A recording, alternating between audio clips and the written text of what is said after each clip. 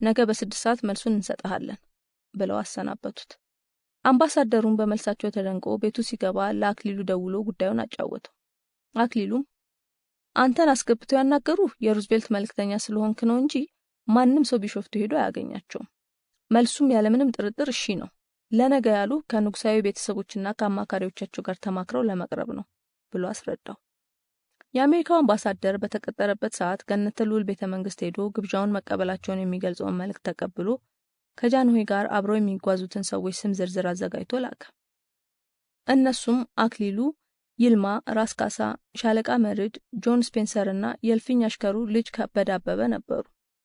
ጃንሆይና ልዑካቸው ፕሬዝዳንት ሩዝቬልት ለመጓጓዣ በሚልከው ልዩ አውሮፕላን ሰኞ የካቲት 5 ተጉዘው ከሩዝቬልት ጋር የካቲት 6 ተገናኝተው የካቲት 7 ወደ ሀገራቸው ይመለሳሉ። የሚነጋገሩባቸውን ጉዳዮች አክሊሉ ቀድሞ አዘጋጀ። እነዚህም ኤርትራን ወደ እናት ሀገሯ ለመመለስ ኢትዮጵያ በምታደርገው ጥረት አሜሪካ እንድታግዛት፣ የጅቡቲውን የምድር ባቡር ኩባንያ አስተዳዳሪነት ከእንግሊዞች ኢትዮጵያ እንድትረከብና ለወደፊቱም ከአሜሪካ ኩባንያ ጋር በመሆን እንድታስተዳድር አሜሪካ እንድታግዛት፣ የጦር መሳሪያ በእርዳታና በብድር ለመግዛት እንዲመቻችላት፣ የተባበሩት መንግስታት ድርጅት እንደ አዲስ ሲቋቋም ረቂቁን እንዲያዘጋጅ በሚቋቋመው ኮሚቴ ውስጥ ኢትዮጵያ እንድትካተት፣ ሁለተኛው የዓለም ጦርነት ሲጠናቀቅ በሚደረገው ጉባኤ ላይ ኢትዮጵያ እንድትሳተፍና ኦጋዴንንና የተከለለውን የግጦሽ ቦታ ግዛቶቿን ከጦርነቱ በኋላ ከእንግሊዝ እንድትረከብ አሜሪካ እንድታግዛት የሚሉ ነበሩ። በእቅዱ መሰረት ጉዞ ተካሄደ። አጼ ኃይለ ሥላሴም ከረጅም ጊዜ ጀምሮ ሲመኙት የነበረውን ከአሜሪካ ጋር ወዳጅነት የመመስረት እድል አገኙ። ሩዝቬልትም የጠየቁትን በሙሉ ለማገዝ ቃል ገባላቸው። የሩዝቬልትና የጃንሆይ መገናኘት በኢትዮጵያ በኩል በሚስጥር ስለተያዘ ጉዳዩ ከሚመለከታቸው ሰዎች በስተቀር ለሁሉም አልተገለጸም ነበር። ሩዝቬልት ግን ጃንሆይን በስዊዝ ካናል እንደሚያገኛቸው ለቸርችል ነግሮት እሱም እንዲያገኛቸው መክሮት ስለነበር የካቲት 9 1937 ዓ.ም በካይሮ ከቸርችልና ከኤደን ጋር መገናኘት ይችሉ እንደሆነ ቀጠሮ እንዲያስይዝ የእንግሊዙ አምባሳደር የካቲት 4 መልእክት ደረሰው። ወደ ገነተ ልዑል ቤተመንግስት ደውሎ ቀጠሮ መቼ ማግኘት እንደሚችል ሲጠይቅ የንጉሠ ነገስቱ ልዩ ጸሐፊ በነጋታው 4 ሰዓት ቀጠሩት። ነገር ግን ጃንሆይ ጠዋት 12 ሰዓት ወደ ስዊዝ ካናል ጉዟቸውን ጀምረው ነበር። ይህን ያወቀው የእንግሊዙ አምባሳደር በጣም ተናዶ በደል እንደተፈጸመበት ከሰሰ። የጃንሆይ ጸሐፊም ጉዞውን እንደማያውቁ ገልጸው ይቅርታ ጠየቁት። እሱም ካይሮ የሚሄድ አውሮፕላን ፈልጎ ተከተላቸው። ከካይሮ ወደ ስዊዝ ካናል ሄዶ በአሜሪካው አምባሳደር አማካኝነት ግብዣውን አቀረበ። ጃንሆይ ግብዣው ሲደርሳቸው ያልተጠበቀ ስለሆነ አልቀበልም አሉ። ራስ ካሳ ግን ከእንግሊዞች ጋር መቀያየም ስለማያስፈልግ መቀበሉ እንደሚሻል ስለመከራቸው ሐሳባቸውን ቀየሩ። ቸርችልን ካይሮ ሲያገኙት ምንም የተዘጋጀበት ጉዳይ ስላልነበረ ብዙ የሚላቸው ነገር አልነበረውም።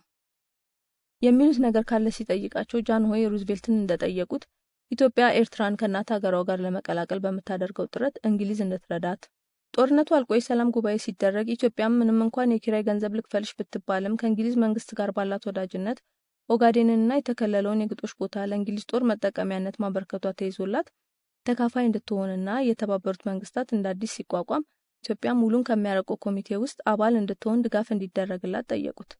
ቸርችልም ከጥቂት ወራት በኋላ በሚደረገው ምርጫ ከተመረጠ እንደሚያግዛቸው ቃሉን ሰጣቸው። ነገር ግን በተደረገው ምርጫ ቸርችል ሳይመረጥ ቀረ። ሩዝቬልትም ከጃንሆይ ጋር ከተነጋገረ ከ2 ወር በኋላ ሞተ። ኢትዮጵያም ተስፋ ያደረገቻቸውን መሪዎች በሞትና በሽንፈት ብታጣም ጦርነቱ ሲያልቅ በሚኖረው የሰላም ጉባኤና በተባበሩት መንግስታት መመስረቻ ረቂቅ አዘጋጅ ኮሚቴ ውስጥ ለመግባት ጥረቷን ቀጠለች። ጥረቷ ፍሬ አፍርቶ የተባበሩት መንግስታትን ቻርተር ለማዘጋጀት ከመጋቢት 17 1937 ዓ.ም እስከ ሰኔ 19 1937 ዓ.ም በአሜሪካ ሳን ፍራንሲስኮ በሚደረገው ስብሰባ ላይ እንድትገኝ ተጋበዘች። አጼ ኃይለ ሥላሴ ግብዣው ሲደርሳቸው በጠቅላይ ሚኒስትር ቢትወደድ መኮንን እንዳልካቸው የሚመራ ልዑክ አዘጋጁ። የልዑኩ አባላት አክሊሉ፣ ብላታ ኤፍሬም፣ አቶ አማኑኤል፣ አቶ አምባዬ፣ አቶ ምናሴና አቶ ጴጥሮስ ነበሩ። የልዑካን ቡድኑ ሳን ፍራንሲስኮ ደርሶ ስራውን ሲጀምር ቢትወደድ መኮንን ካለባቸው የቋንቋ ችግር የተነሳ ስራውን መስራት ከበዳቸው። ስለዚህ ስብሰባውን ትተው ወደ ሀገራቸው ሲመለሱ አክሊሉ የቡድኑ መሪ ሆኖ ስራውን ቀጠለ። ቻርተሩ ሲዘጋጅ ተሰብሳቢዎቹ እያንዳንዱን አንቀጽ እያነሱ ተወያዩበት። በተለይ አጨቃጫቂ የነበረው በጸጥታው ምክር ቤት ስራ አስፈጻሚ ኮሚቴ የአምስቱ ቋሚ አባላት ድምጽን በድምጽ የመሻር መብት ነበር። ታናናሾቹ ሀገሮች የሰጉት ሀያላኑ ሀገሮች መብታችንን ቢጥሱና ወደ ጸጥታው ምክር ቤት አቤት ብንል ድምጽን በድምጽ የመሻር መብታቸውን ተጠቅመው ያፍኑናል የሚል ነበር። ሀያላኑ ሀገሮች በበኩላቸው የዓለም ሰላም ከደፈረሰ ማስከበሩ በእኛ ጫንቃ ላይ ስለሚወድቅ ይህ መብት ሊሰጠን ይገባል ብለው ተከራከሩ። በመጨረሻም ሀያላኑ አሸንፈው ድምፅን በድምፅ የመሻር መብታቸውን አስጠበቁ። በአንቀጹ ላይ አክሊሉ የማሻሻያ ሐሳብ ሲኖረው ለተሰብሳቢው ያቀርብ ነበር። አንድ ያቀረበው ሐሳብ አንድ መንግስት ሌላ መንግስት ሊያጠቃኝ ነው ብሎ ሲያመለክት የጸጥታው ምክር ቤት ጉዳዩን ለማየት መሰብሰብ አለበት ብሎ ነበር። አሜሪካ ግን እውነቱ ሳይረጋገጥ በሆነ ባልሆነው መሰብሰብ የለበትም ብላ ተቃወመችው። አክሊሉም በዚህ ሳይረታ 7 ወር ሙሉ ጣሊያን ሊያጠቃን ነው እያልን ጄኔቭ ስንመላለስ አቤቱታችን ሰሚ አጥቶ ጣሊያን በቀይ ባህር ጦሩን አምጥቶ አስፍሮ ያን ሁሉ ሰቆቃ ያወረደብን ይጣራ በሚል በቂ ጊዜ ስላገኘ ነው።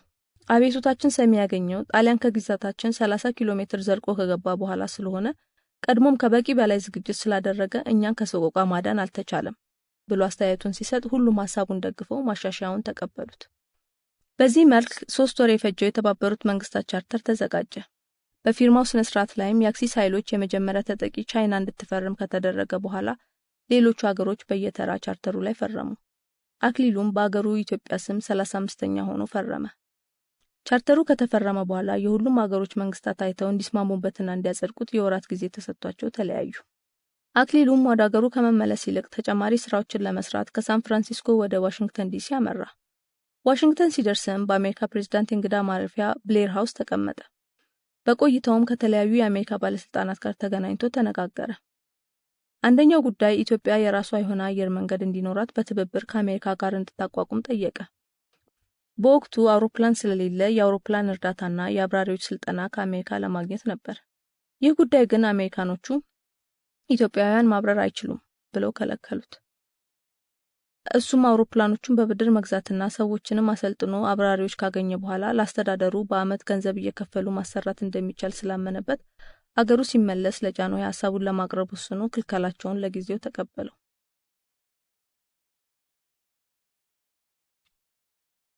የጀርመን ጦር ከተሸነፈ በኋላ ሁለተኛው የዓለም ጦርነት መጠናቀቁ ሲረጋገጥ የአሜሪካ ፕሬዝዳንት ሄንሪ ትሩማን፣ የእንግሊዙ ጠቅላይ ሚኒስትር ዊንስተን ቸርችልና የሶቪየት ህብረቱ መሪ ጆሴፍ ስታሊን በጀርመኗ ፖትስዳም ከተማ በነሐሴ ወር 1937 ዓ.ም ለምክክር ተቀመጡ። የምክሩ ይዘትም የናዚን ጦር ደግፈው በተዋጉት ሀገሮች ላይ ስለሚጣለው ፍርድና የእርቅ ሂደት ነበር። ውሳኔያቸውም በውጭ ጉዳይ ሚኒስትሮቻቸው ምክር ቤት ተቋቁሞ መፍትሄ እንዲያቀርብ ነበር። ይህ ውሳኔያቸው ሲሰማ ኢትዮጵያና ጣሊያን በበኩላቸው ሐሳባቸውን በለንደኑ ስብሰባ ላይ ተገኝተው እንዲያስረዱ ጠየቁ። የሁለቱም ሀገሮች ጥያቄ ሀያላኑ መንግስታት ከመረመሩ በኋላ ጣሊያን በአካል ተገኝታ ጉዳዩን እንድታስረዳ፣ ኢትዮጵያ ደግሞ በጽሑፍ ሐሳቧን እንድታቀርብ ፈረዱ። በዚህ ውሳኔ የተናደዱት አጼ ኃይለ ሥላሴ ለአሜሪካው ፕሬዝዳንትና ለእንግሊዙ ጠቅላይ ሚኒስትር ኢትዮጵያ በቦታው ተገኝታ ጉዳዩን እንድታስረዳ መልእክት ላኩ። በአሜሪካና በእንግሊዝ የኢትዮጵያ ኤምባሲ ጸሐፊዎች ለተመደቡበት ሀገር ቅሬታ እንዲያስገቡ አዘዙ። ከአራቱ ሀያላን ሀገሮች አምባሳደሮች ውጪ የሌሎች ሀገሮችን አምባሳደሮች ጠርተው የአራቱ ሀያላን ውጭ ጉዳይ ሚኒስትሮች ያደረጉትን ለሀገሮቻቸው እንዲያሳውቁ ገለጻ አደረጉ። በአዲስ አበባ የሚገኙ ኤርትራውያን ከእናት ሀገራችን ኢትዮጵያ እንድንቀላቀል ፍርድ ይሰጠን ብለው ሰላማዊ ሰልፍ አድርገው ወደ እንግሊዝ፣ ፈረንሳይ፣ ሶቪየት ህብረትና አሜሪካ ኤምባሲዎች በመሄድ አቋማቸውን ገለጹ። ነገር ግን ለዓለም ማህበረሰብ የኢትዮጵያን ፍትህ ማጣት በዚህ መልክ ለማሳየት ቢሞከርም ሀያላኑ መንግስታት ለኢትዮጵያ ቤቱታ ጆሮ ዳባ ልበስ ብለው ስብሰባቸውን ለማድረግ ወደ ለንደን አቀኑ። ኢትዮጵያን በቅኝ ገዥዋ ጣሊያን የተወሰዱብኝ የጣሊያንና የሶማሌ ግዛቶች ይመለሱልኝ የሚለውን አቤቱታዋን ለአራቱ ሀያላን ውጭ ጉዳይ ሚኒስትሮች በጽሑፍ ላከች። የሶስቱ ሀገሮች ውጭ ጉዳይ ሚኒስትሮች የፈረንሳይን የውጭ ጉዳይ ሚኒስትር ጨምረው በመስከረም 1938 ዓ.ም የመፍትሄ ሐሳቡን ለማሰናዳት ለንደን ሲገናኙ የአሜሪካው የውጭ ጉዳይ ሚኒስትር የቀድሞቹ የጣሊያን የቅኝ ግዛቶች ለ10 ዓመታት በተባበሩት መንግስታት ሞግዚትነት ከቆዩ በኋላ ነፃነታቸውን ይቀበሉ አለ። የፈረንሳይ ውጭ ጉዳይ ሚኒስትር ጣሊያን ቅኝ ግዛቶቿ ይመለሱላት አለ። የሶቪየት ህብረቱ ውጭ ጉዳይ ሚኒስትር ለሊቢያ ሞግዚት እንዲሆን መጠየቁን ተከትሎ የእንግሊዙ ውጭ ጉዳይ ሚኒስትር ሶቪየት ህብረት በአፍሪካው ጦርነት ስላልተሳተፈች ለሊቢያ ሞግዚት ልትሆን አትችልም ብሎ ከለከለው። በአካል ተገኝታ ሐሳቧን እንድትገልጽ የተፈቀደላት ጣሊያን መልእክተኛዋን ልካ በ1877 ዓ.ም ኤርትራን፣ በ1879 ዓ.ም ሶማሌን፣ በ1903 ዓ.ም ደግሞ ሊቢያን ቅኝ አድርጋ ይዛ ከነበሩበት በረሃነት አውጥታ ለሰው ልጅ መኖሪያነት ምቹ እንዳደረገቻቸው ገለጸች። አገሮቹንም ቅኝ አድርጋ ስትይዝ ከማንም ጋር ሳትዋጋ እንደሆነ ገልጻ ኢትዮጵያ፣ ኤርትራና ሶማሌ ግዛቶቼ ናቸው የምትለው ሐሰት እንደሆነ ተናገረች። የኤርትራ ህዝብም በባህል በቋንቋና በዘር ከኢትዮጵያ ጋር ምንም ግንኙነት እንደሌለው፣ ሶማሌ የሚባል ቦታ መኖሩን እንኳን የታወቀው ጣሊያን ከያዘችው በኋላ መሆኑን አስረዳች። ከጣሊያን መልእክት በኋላ የኢትዮጵያ አቤቱታ ቀረበ። ከእንግሊዝ በስተቀር የሶስቱ ኃያላን ውጭ ጉዳይ ሚኒስትሮች የኢትዮጵያ አቤቱታ እንዳይቀርብ ሲጠይቁ፣ የእንግሊዝ ውጭ ጉዳይ ሚኒስቴር ግን ኤርትራ ከኢትዮጵያ ጋር በዘር በቋንቋና በባህል የተዛመደች ሀገር ስለሆነች ውሳኔው በደንብ ጥናት ያስፈልገዋል ብሎ አጀንዳውን ከመሰረዝ አዳነው። ይህን ያደረገው ለፍትህ በመቆም ሳይሆን ለታላቋ ሶማሊያ ዓላማው ኢትዮጵያ ኤርትራን ካገኘች ኦጋዴንን ለመስጠት ተስማማለች ብሎ ስላሰበ ነበር። ነገር ግን ይህን ሐሳቡን ደጋፊ እንደማያገኝ ስለሚያውቅ ለጊዜው ለተሰብሳቢው አልገለጸውም። ሁሉም ሀገሮች ያቀረቡት ሐሳብ በጣም የተራራቀ ስለነበር መስማማት አልቻሉም። ስለዚህ ከ7 ወራት በኋላ ፓሪስ ላይ ሲገናኙ ምክትል ሚኒስትሮቻቸው ጉዳዩን አጥንተው የመፍትሄ ሐሳብ እንዲያቀርቡላቸው ወስነው ተለያዩ። በግንቦት ወር 1938 ዓ.ም በፓሪስ የአራቱ ኃያላን ውጭ ጉዳይ ሚኒስትሮች ሲገናኙ መጀመሪያ ለንደን ላይ የነበራቸውን አቋም አልቀየሩም። የአሜሪካና የሶቪየቱ የውጭ ጉዳይ ሚኒስትሮች የመቀራረቢያ ሐሳቦችን ሲወያዩ የሶቪየቱ ውጭ ጉዳይ ሚኒስቴር የጣሊያንን ሰሜናዊ ትሪስቲያ ግዛት እንደ ጦር ካዛ ለዩጎዝላቪያ ከተሰጠ የሊቢያን ትሪፖሊታኒያ ግዛት በሞግዚትነት ስጡን አንልም ብሎ ሐሳብ ሰጠው። ይህን ሐሳብ የእንግሊዙ ውጭ ጉዳይ ሚኒስቴር ሲሰማ ሐሳቡን ካለመቀበል አልፎ የሊቢያን ግዛት ለሁለት እንዲከፈል የኤርትራን ጉዳይ ኮሚቴ ተቋቁሞ እንዲያጠናውና ሶማሌን የተበታተኑትን ሶማሊኛ ተናጋሪዎች በአንድነት ሰብስቦ ታላቋ ሶማሌ የምትቋቋምበትን ጥናት እንዲደረግ ሐሳብ አቀረበ። የሶቪየቱ የውጭ ጉዳይ ሚኒስትር የታላቋ ሶማሌ ሐሳብ የኢትዮጵያን ኦጋዴን ግዛት ለመንጠቅ ያለመ ነው ብሎ ሳያድበሰብስ የእንግሊዝን ሐሳብ አልቀበልም አለ። ከጥቂት ቀናት በኋላ ሶቪየት ህብረት ጣሊያን ቅኝ ግዛቶቿን ለ10 ዓመታት በሞግዚትነት ታስተዳድራቸውና ነጻነታቸውን ያገኙ ብሎ ቀረበ። ይህንንም ያደረገው የጣሊያን ህዝብ ምርጫ ያካሄድ ስለነበረ ወደ ሶሻሊስት ጎራ እንዲቀላቀል ለማድረግ ድጋፉን ለመስጠት ነበር። በዚህ መልክ የኃያላኑ መንግስታት ውጭ ጉዳይ ሚኒስትሮች በተለዋዋጭ ሐሳብ ሲባዝኑ፣ የጣሊያን መንግስትን በበኩሉ አሜሪካ በሚኖሩ ተወላጆቹና በዲፕሎማቶቹ በመታገዝ የአሜሪካ መንግስት ቅኝ ግዛቶቹን መልሶ ለመቀበል ድጋፍ እንዲሰጠው መወትወቱን አላቆመም። ይህን ውትወታውን በቅርብ ይከታተል የነበረው በአሜሪካ የኢትዮጵያ ኤምባሲ ዋና ጸሐፊ ጌታውን ተሰማ ለአክሊሉ ጉዳዩን ገልጾ ንጉሠ ነገስቱ ለአሜሪካው ፕሬዝዳንት ትሩማን ማስታወሻ እንዲጽፉ መከረ። አክሊሉም የጌታውንን ምክር ለንጉሠ ነገስቱ አቅርቦ መልእክቱ እንዲላክ አደረገ። ከሁለቱም ሀገሮች አቤቱታ የተቀበለችው አሜሪካ በስቴት ዲፓርትመንት በኩል ጥናት አድርጋ ከተዘጋጀች በኋላ ከእንግሊዝ ጋር በመሆን የመፍትሄ ሐሳብ ለማሰናዳት ተዘጋጀች። የአሜሪካና የእንግሊዝ የውጭ ጉዳይ ሚኒስትሮች ለብቻቸው ተገናኝተው ጣሊያን ወደ ቅኝ ግዛቶቿ መመለስ የለባትም ብለው ወሰኑ። በሰላም ጉባኤው ላይም ጣሊያን ቅኝ ግዛቶቿን እንደለቀቀች እንድታስታውቅ በአንድ ዓመት ውስጥ አራቱ ኃያላን ወኪሎቻቸውን ልከው የህዝቡን ፍላጎት እንዲያጠኑና የህዝቡን ፍላጎት መሰረት አድርገው ውሳኔ እንዲሰጡ፣ በአንድ ዓመት ውስጥ ውሳኔ ላይ መድረስ ካልቻሉ ጉዳዩን ለተባበሩት መንግስታት ድርጅት እንዲያስተላልፉ ወሰኑ። ይህንንም ውሳኔያቸውን የፈረንሳይና የሶቪየት ህብረት የውጭ ጉዳይ ሚኒስትሮች ከጥቂት ማንገራገር በኋላ ተቀበሉት።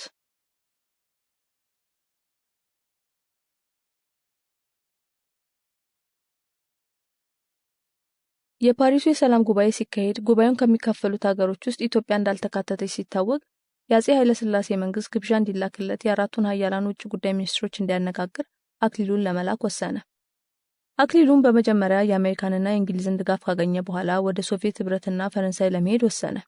የአሜሪካውንና የእንግሊዝን ውጭ ጉዳይ ሚኒስትሮች አግኝቶ በቀላሉ ኢትዮጵያ በሰላም ጉባኤው ላይ እንድትካፈል እንደሚያደርጉ ቃላቸውን ካገኘ በኋላ ወደ ሶቪየት ህብረት አቀና። የሶቪየቱ ውጭ ጉዳይ ሚኒስትር በባህሪው አስቸጋሪ ስለነበር በምን መልክ ማናገር እንዳለበት አክሊሉ ቀድሞ እቅድ አውጥቶ ነበር። የውጭ ጉዳይ ሚኒስትሩን አግኝቶ ንግግሩን ሲያቀርብ በ1928 ዓ.ም ፋሽስት ጣሊያን ኢትዮጵያን ስትወር አሜሪካ አይመለከተኝም ብላ ዝም ስትል፣ እንግሊዝ አቋም መያዝ አቅቷት ስታመነታ፣ ፈረንሳይ በጀርባ ሙሶሎኒን ስትረዳ፣ የሶቪየት ህብረት መንግስት ግን የፋሽስትን ጦር አውግዞ ለኢትዮጵያ ህዝብ የሰጠውን ከፍተኛ ሞራል የኢትዮጵያ ህዝብና መንግስት መቼም አይረሳውም ብሎ ጀመረ። ቀጥሎም በጦርነት የተሸነፈ ሀገር የአሸናፊዎቹን ሀገሮች ውሳኔ ይቀበላል እንጂ ቀጥሎ በሚኖረው ሂደት ላይ አብሮ አይወስንም። ጣሊያንም በጦርነቱ ተሸናፊ እንደመሆኗ በሰላሙ ጉባኤ ላይ ኢትዮጵያ መሳተፍ አለባት የለባትም የሚለውን ለመወሰን ከአሸናፊዎቹ ጋር መምከር የለባትም። ለኛ ለታናናሽ ሀገሮች ለመብታችን የሚከራከርልን የሶቪየት መንግስት እንደሆነ እናውቃለን። አሁንም ጣሊያን የፈጸመችብን ግፍ ሳያንስ በሰላም ጉባኤው ላይ እንዳንሳተፍ የምታደርገውን ጥረት በማክሸፍ የሶቪየት መንግስት እንደሚያግዘን ባለሙሉ ተስፋ ነን ብሎ ንግግሩን አቆመ። የሶቪየቱ የውጭ ጉዳይ ሚኒስቴር ከዚህ በፊት እንዲያለ የምስጋና ንግግር ከኢትዮጵያ መንግስት አግኝቶ ስለማያውቅ በጣም ተደስቶ ኢትዮጵያን በሰላም ጉባኤው ላይ እንድትሳተፍ እንደሚያግዝ ቃሉን ሰጠው።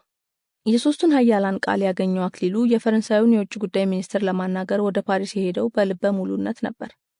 ከ6 ዓመት በኋላ ፓሪስ ሲመለስ ጦርነቱ ምንም ሳያወድማት ትቷት እንደሄደው ሆና ጠበቀችው። የውጭ ጉዳይ ሚኒስትሩን ከማግኘቱ በፊት ኮሌትን አገኛት።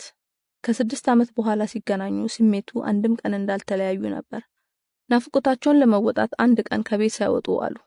ሁለተኛውን ቀን በፓሪስ ጎዳናዎች ላይ የተዘዋወሩ ትዝታቸውን አደሱ። አዲስ ትዝታም ለወደፊት አስቀመጡ። ኮሌት ለ6 ዓመት ብቻዋን በቆየችበት ጊዜ ጨምድዶ የያዛት ቆፈን በአክሊሉ ሙቀት ለቀቃት። ጨለማ መስሎ የታያት የነበረው የየቀኑ ውሏ በአክሊሉ ብርሃን ብሩህ ሆኖ ታያት። አክሊሉም ቢሆን የኮሌት በህይወት ውስጥ መኖር ምን ያህል ሙሉ እንደሚያደርገው እንዲያስታውስ አደረገው። አጠገቡ ስትሆን ኢትዮጵያን ብቻ ሳይሆን ዓለምን የመቀየር ኃይል እንዳለው ይሰማዋል።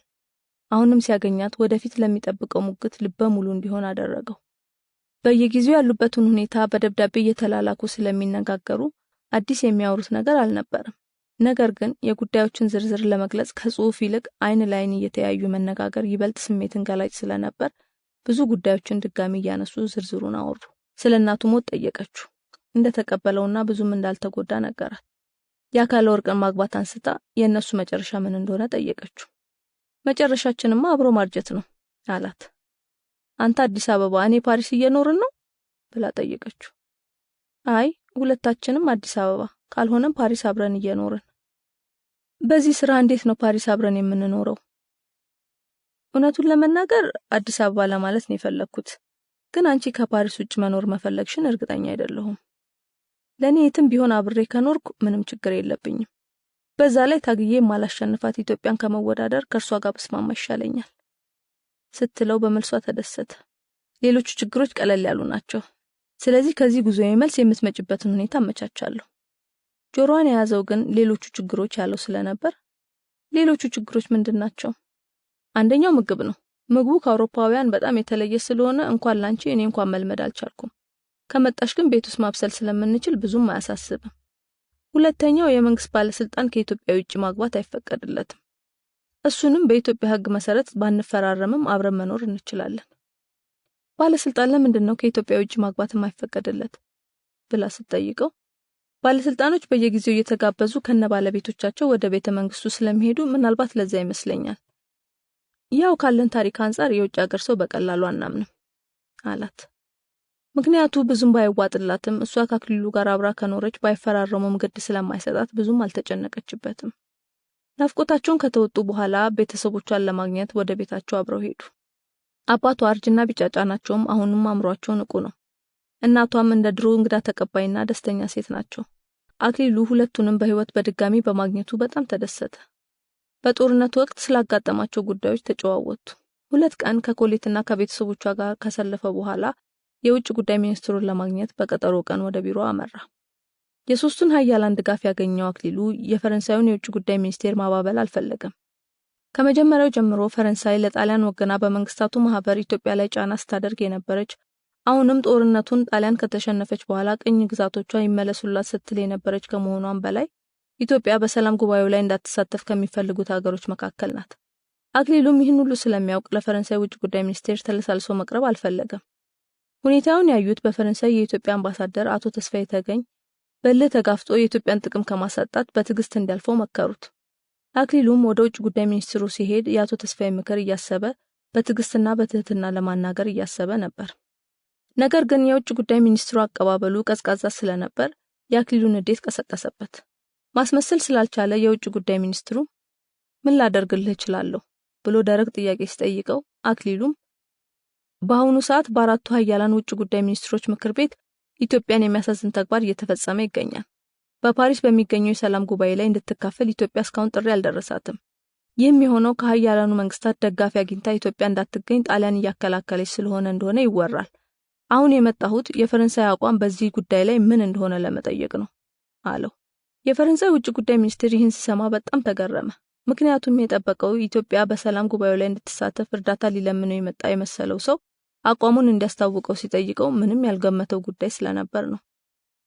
ከሶስቱ ኃያላን ውጭ ጉዳይ ሚኒስትሮች ኢትዮጵያን ለሰላሙ ጉባኤ ለመጥራት እንደተስማሙ ስለሚያውቅ ለብቻውን ቢቢል ምንም ለውጥ እንደማያመጣ ቢረዳም ወዲያው ሽላለ ማለትና ከቻለም ለማሰናከል ኢትዮጵያ በሰላሙ ጉባኤ ላይ ስትሳተፍ ስለቀድሞቹ የጣሊያን ቅኝ ግዛቶች የምታቀርበው ሐሳብ ምንድነው ብሎ ጠየቀው።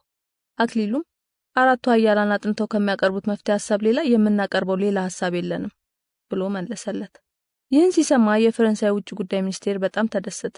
ምክንያቱም ኢትዮጵያ የሰላም ጉባኤውን ተካፋይ ከሆነች ፍራቻው ኤርትራና ሶማሌ ይመለሱልኝ ብላ እንዳትጠይቅ ነበር። አሁን ግን ያ አይሆንም ብሎ ስላሰበ ኢትዮጵያ ጉባኤው ላይ እንድትሳተፍ እንደሚስማማ ለአክሊሉ ገለጸለት። ንግግራቸውን ሲጨርሱም ቅድም ሲመጣ በተቀበለበት የቀዘቀዘ መንፈስ ሳይሆን በሞቀ ሁኔታ ከቢሮው ወጥቶ አክሊሉን እስከ መኪናው ድረስ ሸኘው። አክሊሉም ያገኘውን ድል ለንጉሠ ነገሥቱ አስተላለፈ።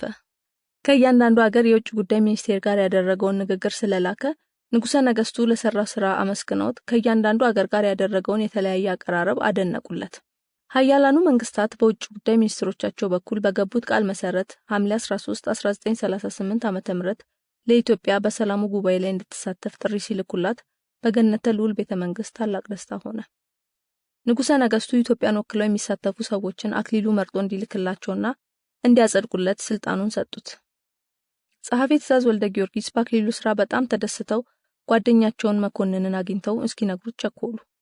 መኮንንን አግኝተው የአክሊሉን ድል ሲያበስሩት በውስጡ ቢደሰትም በቁጡ ባህሪው የተነሳ ብዙም ደስታውን መግለጽ አልቻለም። ጸሐፌ ትእዛዝ ለአክሊሉ እንኳን ደስ አለ ብለን ቴሌግራም መላክ አለብን ሲሉት መኮንን ሲመጣ ደስታው ከፊቱ ላይ ይነበብ ብሎ መልስ ሰጣቸው። አካለ ወርቅም ይህንን ሲያይ የወንድሙን ፍላጎት አሟልቶ የሚመጣውን ችግር ለመጋፈጥ ወሰነ። ኮሌትን ወደ ኢትዮጵያ ለማምጣት አክሊሉ ፍቃድ እየጠየቀ እንደሆነ ጸሐፌ ትእዛዝ ወልደ ጊዮርጊስ ሲሰሙ መኮንንን አግኝተው አንተ ይሄ ልጅ እኮ ያችን ፈረንጅ ወደዚህ ሊያመጣት ነው አሉት። መኮንንም የቱ ልጅ ነው የቷን ፈረንጅ የሚያመጣው ብሎ ሲጠይቃቸው አክሊሉ ነው ብለው መለሱለት። መኮንን ያልጠበቀው ጉዳይ ስለነበር ደነገጠ። በአክሊሉም ውሳኔ ተናደደ። ምንም መልስ ሳይሰጥ የመልኩን መለዋወጥ ያዩት ጸሐፌ ትእዛዝ እኔ እኮ ያው ልጅነት ነው ይተዋል ብዬ ነበር። ከተመለሰ በኋላ ምንም ስላልተናገረ ረስቼዋለሁ። አሁን ፓሪስ ሲሄድ አግኝቷታል ማለት ነው። እንግዲህ ከሥራ ጋር እንደማይሄድ ነግሮ መምከር ነው። ደግሞ እሷን የምታስንቅ ልጅ እንደረዋለን አሉ። መኮንን አሁንም በሐሳብ እንደተዋጠ አይ ይህን ያህል ርቀት ከተጓዘ በኋላ ቢነግሩት ይሰማል ብለህ ነው አላቸው። እንዴ ጃንሆይ ከሰሙ ለሥራም አደጋ ነው ብለን ማስረዳት አለብን። ለአንዲት ሴት ብሎ የለፋበትን ትምህርቱንና ሥራውን ገደል ይከተል እንዴ አሉ። መኮንን ብዙ ተስፋ ባይታየውም አክሊሉን ሊያናገረው ቃል ገብቶ ተለያዩ። ከጸሐፌ ትእዛዝ እንደተለያየ መኮንን አክሊሉ ጋር ደውሎ ሊያገኘው እንደሚፈልግ ነገረው። ከዚህ በፊት እንደዚህ ብሎት ስለማያውቅ አክሊሉ ተደናግጦ የቀኑን ሥራውን አሸካሽኮ በጊዜ ወጥቶ እንደሚያገኘው ነገረው። ሲገናኙ መኮንን ጓደኛን ከፓሪስ ልታመጣት እንደሆነ ሰማሁ አለው። አዎ የመኖሪያ ፈቃዷ እስኪደርስ ቤት እየፈለኩ ነው ብሎ መለሰለት። መኮንን በቁርጠኛነቱ ይበልጥ ተናዶ የመንግስት ባለስልጣን ፈረንጅ ማግባት እንደማይችል አታውቅም ብሎ ጮህበት።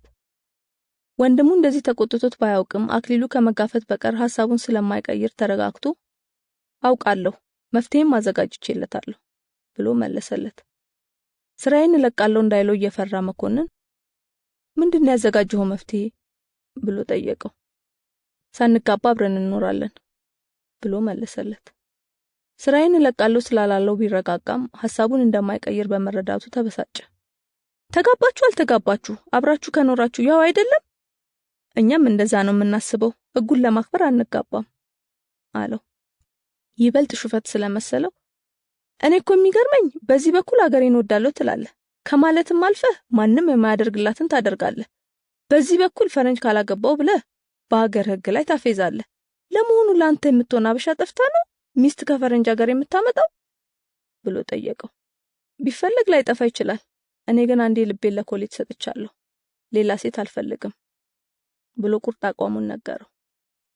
መኮንንም በዚህ ጉዳይ ላይ መነጋገሩ ጥቅም እንደሌለው ስለተረዳ ንዴቱ እንኳን በሰላም ለማናገር ለስንብትም እድል ስላልሰጠው አክሊሉን በተቀመጠበት ጥሎት ሄደ። አክሊሉም ለኮሌት ያለው ፍቅርና ታማኝነት ማንኛውንም ፈተና ለማለፍ ስለሚያስጨክነው የወንድሙ ቁጣና ንዴት ሐሳቡን እንዲቀይር አላደረገውም። የኮሌት የመኖሪያ ፍቃድ በ2 ወር ውስጥ አልቆ ወደ አዲስ አበባ መጣች። አክሊሉ እስካሁን ይኖርበት ከነበረው የቅብና ድልድይ አካባቢ ወጥቶ ለመኖሪያቸው የሚሆን ሰፊ ግቢ አውሮፕላን ማረፊያው አካባቢ ከልል ተናኝ ወርቅ ርስት ላይ ገዝቶ ጠበቃት። ለቤት ጽዳትና ምግብ ማብሰል 2 ሴቶች፣ ለጥበቃና ለአትክልተኝነት 1 ወንድ ቀጥሯል። ግቢው 12000 ካሬ ሜትር ሲሆን ዋናው መኖሪያ ቪላ ቤትና ለተለያዩ አገልግሎቶች የሚውሉ ክፍሎች ከዋናው ቤት ተገንጥለው የተሰሩበት ነው። ቀሪውን የግቢውን ክፍል አትክልተኛው በተለያዩ አበባዎች አስጊጦታል።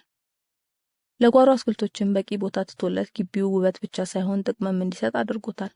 ከጥበቃው በተጨማሪ 2 ውሾች ግቢውን እንዲጠብቁና ሕይወት እንዲያላብሱት ተጨምረዋል። የመጣች ቀን ከአውሮፕላን ማረፊያው ሄዶ ከተቀበላት በኋላ ወደ ቤት ሲገቡ አካለወርቅና አዜብ ልጃቸው አምደ ብርሃንን ይዘው ሲጠብቋቸው አገኙ። አክሊሉ በጣም ደስ አለው።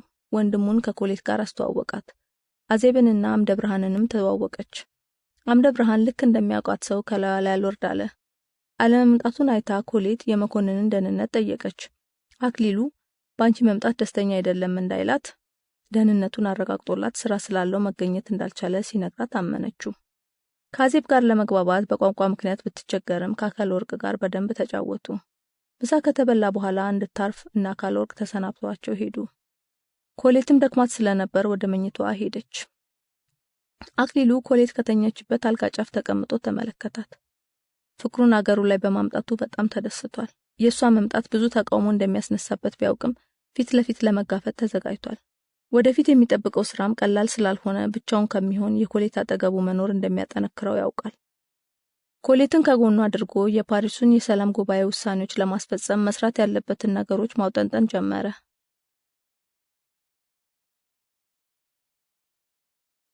በፓሪሱ የሰላም ጉባኤ በተወሰነው መሰረት የጣሊያንን ቅኝ ግዛቶች መጨረሻ ለመወሰን የህዝቡን ፍላጎት የሚያጠና ከአራቱ ኃያላን የተውጣጣ ኮሚቴ ተቋቋመ።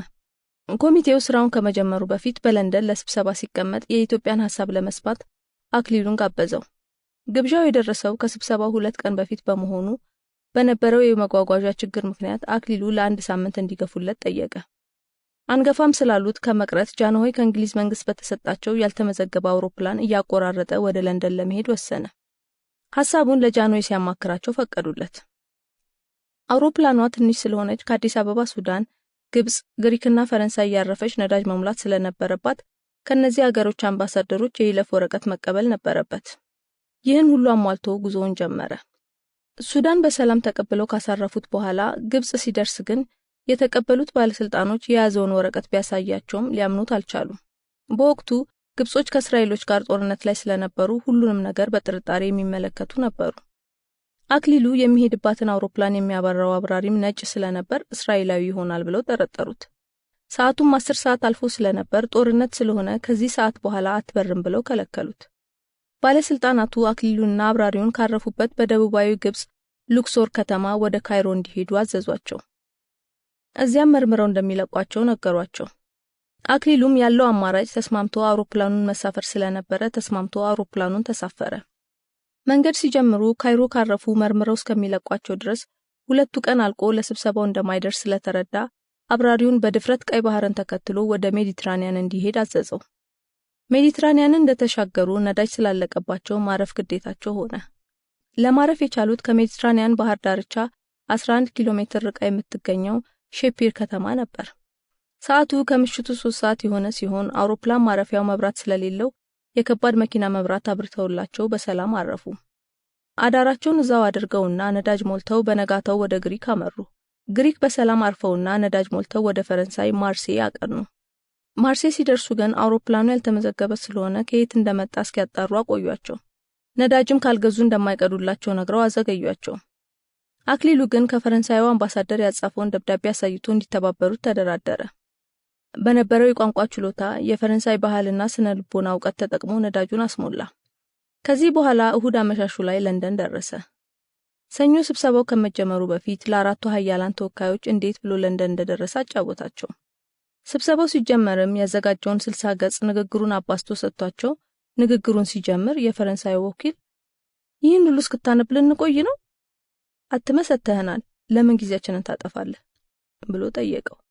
አክሊሉም ይህን ሁሉ መንገድ በአስቸጋሪ ሁኔታ ተጉዤ የመጣሁት ቢያንስ 2 ሰዓት ትሰጡኛላችሁ ብዬ ነው ሲል ሰብሳቢው የሶቪየት ወኪል ስለነበር ትክክል ነው ብሎ አክሊሉ እንዲያነብ ፈቀደለት። ንግግሩን ከጨረሰ በኋላ የተለያዩ ጥያቄዎች አቀረቡለት። በተለይ የፈረንሳዩ ወኪል ኤርትራንስ እሺ፣ ሶማሌ ላይ ኢትዮጵያ ምን መብት ኖሯት ነው የይገባኛል ጥያቄ የምታነሳው ብሎ ሲጠይቀው አክሊሉ እንኳን የጣሊያን ሶማሌ የፈረንሳይ ሶማሌም የኢትዮጵያ እንደሆነች ያውቃሉ ብሎ አፉን አስያዘው። የተጠየቀውን ጥያቄ በሙሉ በአጥቃቢ መልክ ካስረዳ በኋላ ጠቅላላ ሐሳቡን ማስታወሻ ሰጥቷቸው ስብሰባው ተበተነ።